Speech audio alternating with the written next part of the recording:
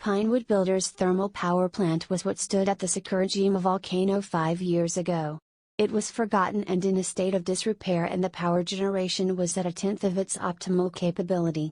A structural breach was all it took for the company to cut off all funding and give the decommission order.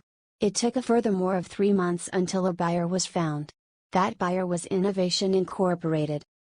Pinewood Builders Thermal Power Plant was renamed Innovation Incorporated Thermal Power Plant. With their public image on the line, Innovation Incorporated was pressured to rebuild and revive the dying facility. Mr. Anime Rice Farmer, with 2 years of management and operations experience, was appointed as site director. Shortly after 3 months of renovations and reinvestment, the facility was open with sectors A, B, and C. The grand opening of the thermal power plant was first met with criticism. Media at the time reported the facility to be understaffed, with the old thermal generators and reactor core still in place. 2 weeks after the plant was activated, the facility was already running at a loss. In a desperate attempt to prevent the plant from becoming its predecessor, Mr. Anime Rice Farmer was able to receive funding for a volcanic mining project.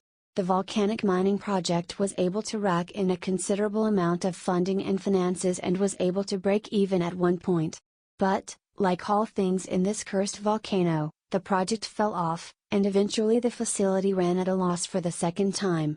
Until one day, a discovery of a new crystal-like object. It was then appropriately dubbed the magma crystal, and after intensive research into this crystal, it was found to generate high levels of thermal energy that could be utilized to be easily converted into electrical energy. This could not only act as a small power generator but large-scale thermal reactors and thermal generators that could even power large cities. With the realization of the tremendous amount of potential that this magma crystal can entail, it was rumored that the funding for the thermal plant quadrupled in a month. The boost in funding was mainly focused on the construction of a brand new addition to the facility, Sector D, Research and Development. This sector included numerous laboratories, corporate offices, a biodome area, and more.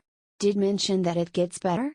Shortly after successful development and testing, the old thermal generators and the facility reactor core were completely reinstalled with the inclusion of magma crystals to act as the power cores. This further drove the funding higher and higher, bring in more facility expansions, innovations and refurbishment.